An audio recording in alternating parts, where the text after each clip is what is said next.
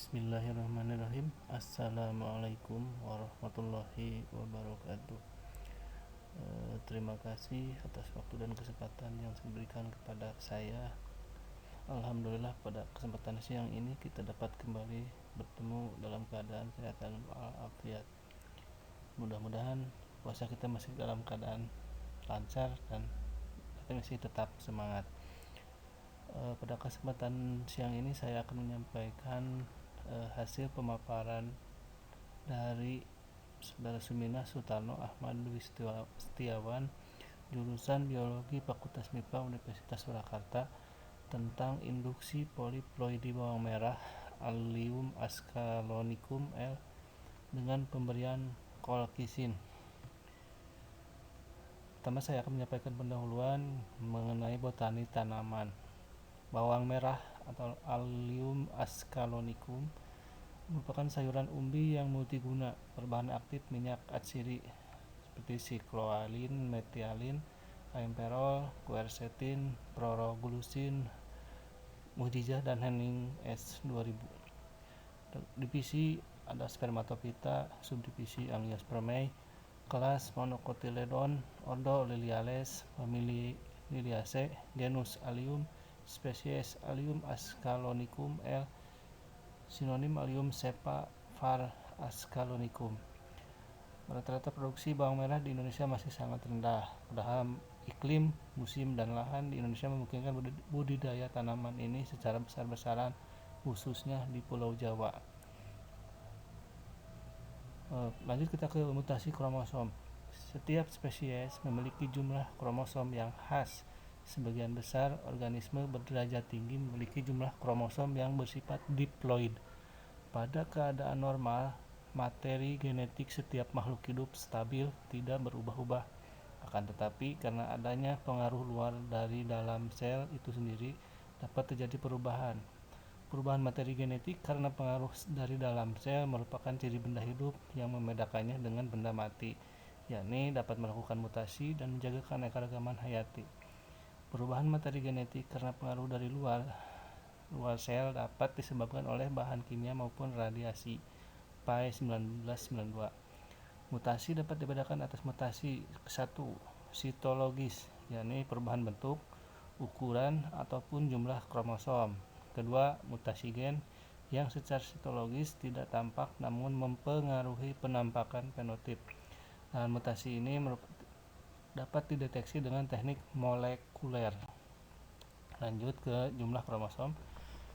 Perubahan jumlah kromosom dapat dibedakan atas 1.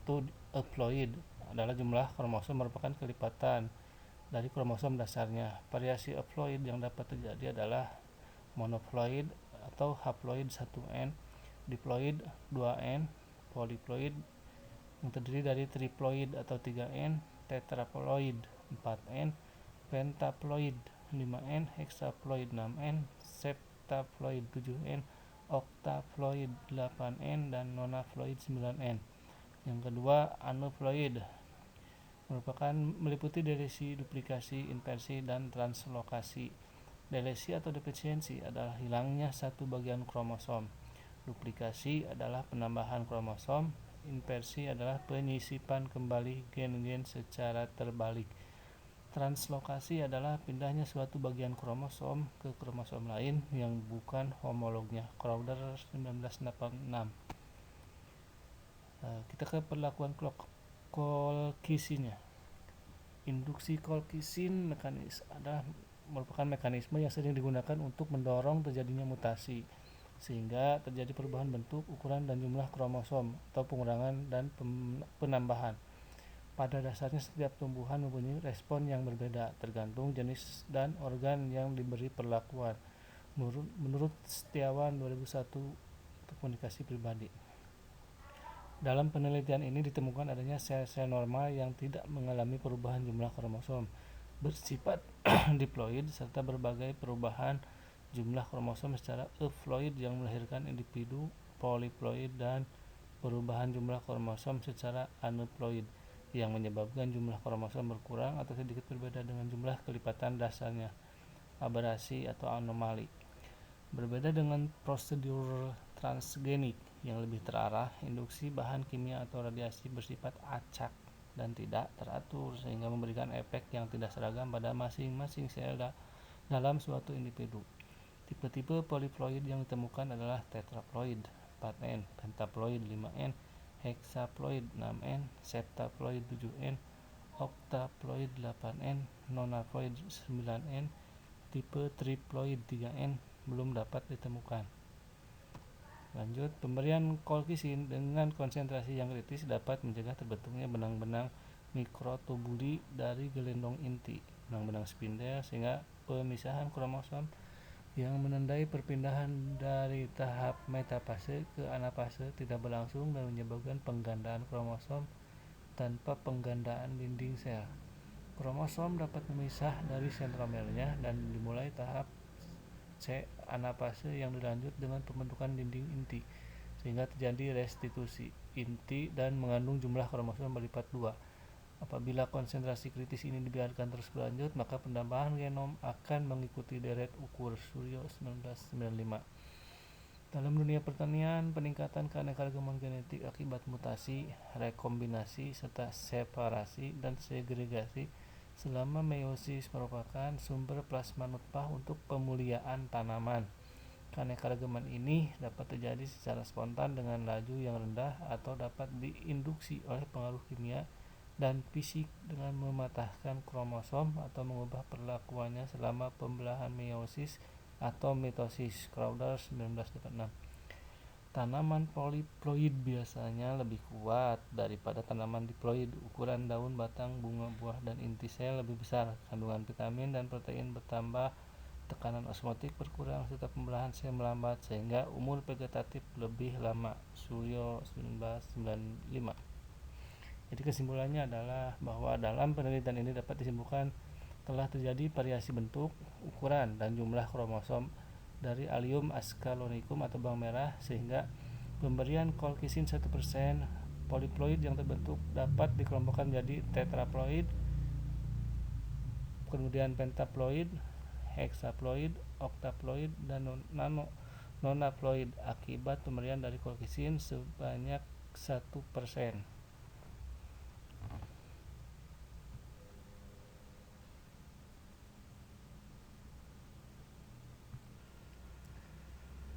Sekarang kita lanjut ke perlindungan, pelepasan, dan pendaftaran sumber daya genetik. Dasar hukumnya adalah Peraturan Menteri Pertanian Nomor 67 Permentan OT.140/12/2006. Perlindungan, bahwa perlindungan paritas tanaman dan pendaftaran paritas tanaman adalah dua layanan terkait yang diberikan oleh Pusat PPI-TPP. Pelepasan dan pendaftaran. Pelepasan paritas tanaman adalah sebagai syarat peredaran benih tanaman yang terbagi ke dalam setiap kelompok komoditas. Istilah pelepasan masih berlaku untuk komoditas tanaman pangan dan perkebunan. Sedangkan untuk komoditas hortikultura sesuai Undang-Undang Nomor 13 Tahun 2010 dikenal sebagai pendaftaran paritas hortikultura, di mana pusat PPI-TPP sehingga saat ini hanya bertindak sebagai pintu masuk dan keluar administrasi. Sementara kajian teknis masih di bawah Direktorat Jenderal masing-masing kelompok tanaman.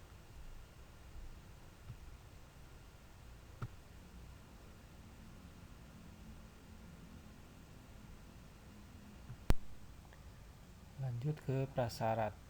Prasyarat untuk pendaftaran, perlindungan, dan pelepasan dari sumber daya genetik yang telah kita hasilkan. Prasyaratnya adalah pertama, memenuhi unsur baru, unik, seragam, stabil atau istilahnya BUS dan diberi nama. Kedua, diberi nama dan jelas kepemilikannya. Ketiga, dilakukan uji adaptasi atau multilokasi. Keempat, dilakukan uji kebenaran dan keunggulan. Apa manfaat dari pendaftaran pelepasan tersebut adalah pertama, satu, untuk mendorong keterlibatan swasta dalam mengembangkan industri benih. Kedua, meningkatkan daya kompetisi perusahaan industri benih. Ketiga, meningkatkan jumlah dan kecepatan penemuan varietas unggul baru yang kompetitif dari berbagai komoditas yang sesuai dengan wilayah spesifik. Keempat, mempercepat proses penemuan varietas unggul baru oleh pihak swasta ataupun masyarakat sehingga tidak lagi tergantung kepada pemerintah. 5. Manfaat kelima adalah memanfaatkan dana masyarakat dalam pengembangan industri perbenihan. Keenam, manfaatnya adalah meningkatkan lapangan kerja bagi masyarakat. Ketujuh, menyediakan benih unggul baru bagi petani dalam jumlah dan jenis yang dibutuhkan, sekaligus meningkatkan pendapatan dan taraf hidup petani. 8 adalah meningkatkan produktivitas dan daya saing komoditas pertanian nasional, dan dengan sendirinya akan meningkatkan keunggulan kompetitif bangsa. 9. Meningkatkan pendidikan dan penelitian yang terkait dengan proses pemeliharaan dan pelestarian sumber daya hayati, sekaligus mengembangkan ilmu pengetahuan dan teknologi. 10. Manfaatnya adalah meningkatkan gairah para pemulia dalam mengembangkan penelitian pemeliharaan untuk meningkatkan kesejahteraan mereka.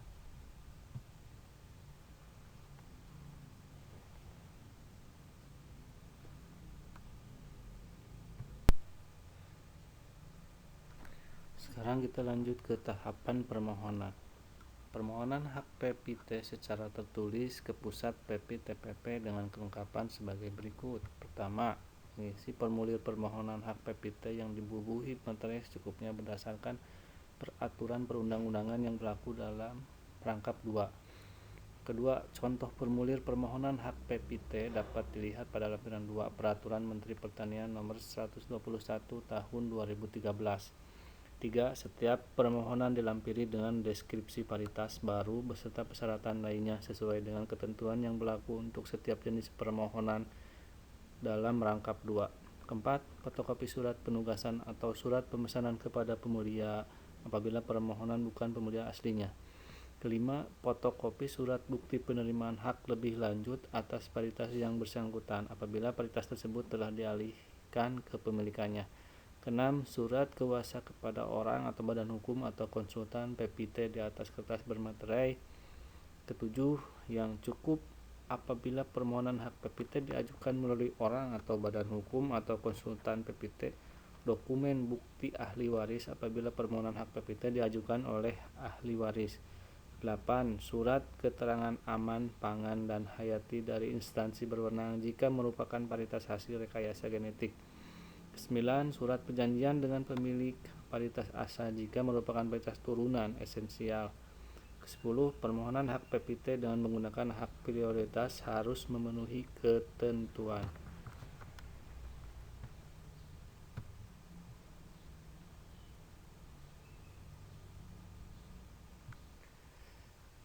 Lanjut ke perlindungan hak PPT PUB. Indonesia telah menerbitkan Undang-Undang Nomor 29 Tahun 2000 tentang PPT yang menjadi dasar dalam pelaksanaan PPT di Indonesia. Dalam Undang-Undang Nomor 29 tersebut diamanatkan bahwa pelayanan PPT dilakukan oleh kantor PPT yang bertanggung jawab langsung kepada Menteri Pertanian. Kantor PPT saat ini bernama Pusat Perlindungan Varietas Tanaman dan Perizinan Pertanian (PPTPP). PPT memberikan insentif kepada banyak pihak untuk terus memaksimalkan manfaat keberagaman sumber daya genetik yang dimiliki negara seperti Indonesia. Depan, sejalan dengan perkembangan kebutuhan masyarakat akan pangan, maka ketersediaan benih yang baik menjadi lebih penting. Upaya ini tidak akan berkembang dengan baik jika hak para pemulia tidak terlindungi karena mahal dan lamanya proses pemulihan tanaman. Kepastian sumber daya genetik yang dikelola petani menjadi sumber pemulihan tanaman juga dihargai dan merupakan bentuk turunan manfaat dari PPT. Baik, terima kasih atas mungkin sekian saja yang dapat kami sampaikan. Kurang dan lebihnya saya mohon maaf, dan apabila ada salah-salah kata mohon untuk dimaafkan. Akhirul kalam, wassalamualaikum warahmatullahi wabarakatuh.